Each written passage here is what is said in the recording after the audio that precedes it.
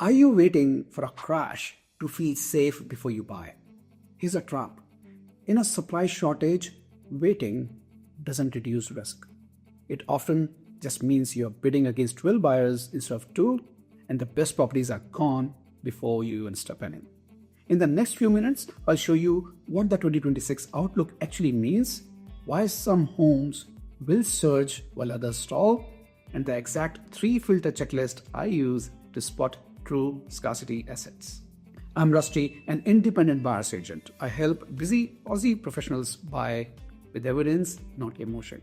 And stay to the end because I'll show you the safe move buyers are making right now that gets punished when affordability tightens. Let's start with the simplest frame.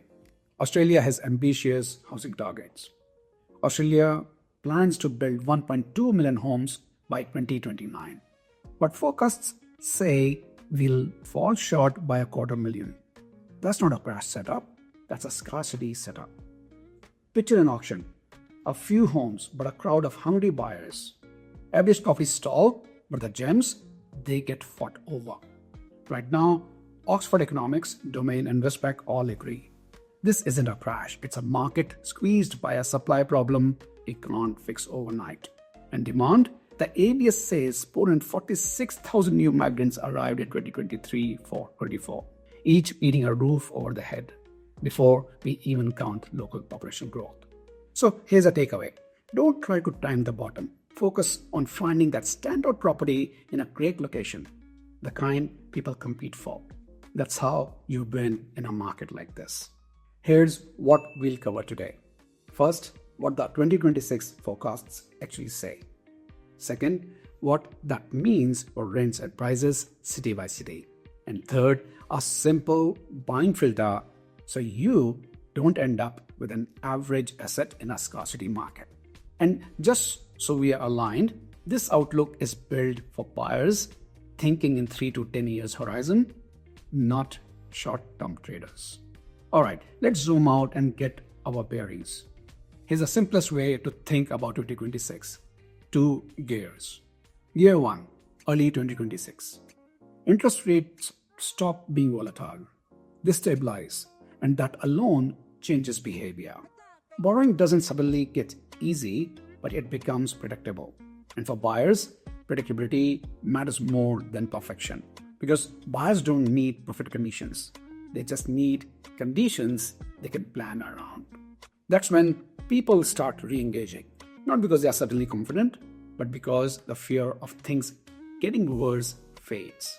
And here's the important part. Even a modest improvement or simply stability in borrowing capacity increases competition for quality assets.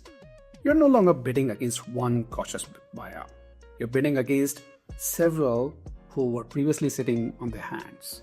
And demand-side policies like 5% deposit schemes, and you lift buyer numbers without lifting listings.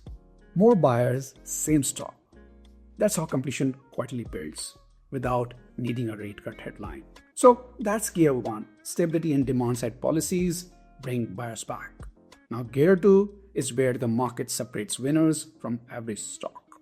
This is the phase where prices push high enough that many buyers will hit borrowing limits and step back. But here's the key point. Prices don't need to fall for the market to change. Instead, demand concentrates into fewer, higher quality assets. Average properties lose momentum. Scarcity assets continue to attract competition, and the reason is structural. We have a chronic undersupply of housing. Developers are struggling to make projects feasible, while population growth continues to add pressure. When fewer new homes are built, demand doesn't disappear. It shifts onto existing stock. You can see it in the pipeline. In October 2025, building approvals fell 6.4% to just 15,832 dwellings. That's a future supply line tightening, not expanding. Governments are responding with targets and funding, but the real constraints remain labor availability, project feasibility, and build capacity. The main risks to this outlook would be a sharp rise in unemployment, a sudden credit squeeze, or a major policy shock. They are not the base case, but they are the things you monitor. So what's the move? In a scarcity market, the advantage doesn't come from waiting for a crash. It comes from knowing what to buy and where to buy it. And if you're thinking, maybe I'll just rent until things settle down, hold up. Take a look at this. CBRE latest research just dropped a bombshell for renters. Median rents are tipped to jump a whopping 24% between 2025 and 2030 in our capital cities. That's not a gentle nudge. That's your rent sprinting ahead while your paycheck wheezes behind. We can see rates. They are forecast to squeeze even tighter, dropping from an already low 1.8% to just 1.1% by 2030. That's not breathing room. That's a rental game of musical chairs with half the seats missing. So if you're a tenant, get ready for some serious cost pressure. If you're an investor, yes, rising rents mean better yields, but only if your property is the one people actually want. And that usually boils down to three things: a smart layout, strong location fundamentals, and ongoing costs that don't eat your returns alive. Now, let's stop talking Australia and talk local reality. So, where should you actually be looking? Here's the secret. Australia isn't one market, it's several markets moving at different speeds. Don't ask what's the best city, ask what am I really after: growth, yield, or risk control. Use this as a lens, not a pick a winner game. Brisbane and Perth are the talk of the town for one big reason: affordability meets demand. Brisbane isn't just riding the post-COVID wave, it's gearing up for the Olympics. And billions are pouring into new infrastructure. Translation: well-located properties are getting snapped up like concert tickets. Sydney, that's a whole different beast. We are near peak on affordability. Around 56% of median income just to service a mortgage. Don't expect a crash. Expect a flight to quality. A-grade homes still attract competition. Compromised stock sits and waits.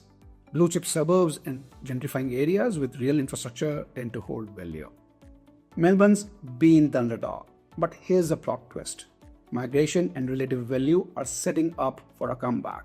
The value gap between Melbourne and Sydney is the biggest it's been in 20 years.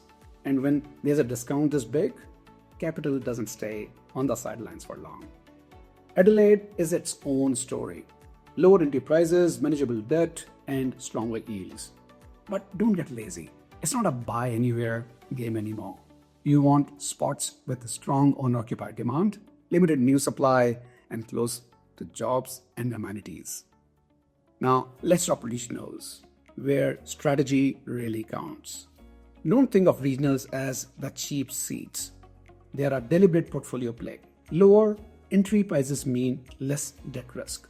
Better yields help your cash flow, and the right regions still have the real growth drivers. But choose wisely. Not all regionals are created equal. Some have thriving economies and infrastructure. Others are one-trick ponies. In 2026, the real question isn't regional or metro. It's high-quality regional or compromised city property for your budget. That's why you need to bet for demand depth, resilience, supply, rents, and your ability to sell when you want out. This is why betting across demand depth, resilience, supply, rents, and exit liquidity matters. Nail that, and regionals can deliver the holy trinity: growth, yield, and risk control. Miss it, and you are stuck with a dud that only looks good on paper. I'm not here to sell you a city. I'm here to help you find the right asset in the right pocket. Because that's how you win in a market like this. All right, let me put on my buyer's agent hat for a second. You have seen the headlines screaming, prices are rising. But that's a lazy generalization. A rising tide doesn't lift all boats equally. Here's the truth.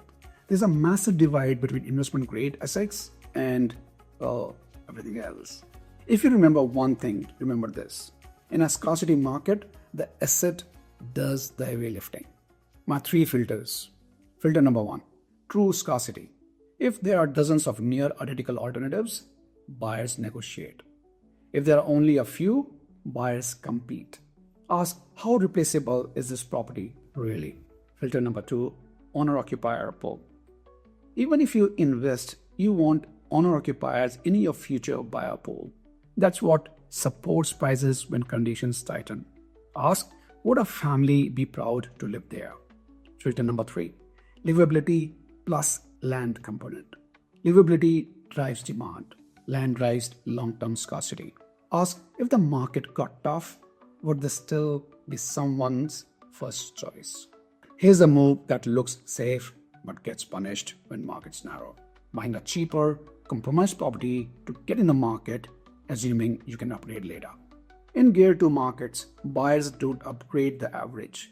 They upgrade into the best they can afford. So your best defense is not waiting. It's choosing an asset that stays desirable when affordability caps out. Here's the bottom line for 2026. Stability brings buyers back. Late 2026 rewards quality and punishes compromise. And the cost of waiting can rise quietly through competition and rent. Before you buy anything, run the 3 filters and check the red flags. If it helps, I'll put the 3 filters and red flags from the video into a single one-page self-check. No fluff, just something you can run any property past in 5 minutes. The link is in the description. And if you want a second pair of eyes on your plan, book a strategy call. We'll map your next best move based on your numbers, not the headlines. I'm Rasti. Invest in data, not hype. Thanks for watching. See you in the next one.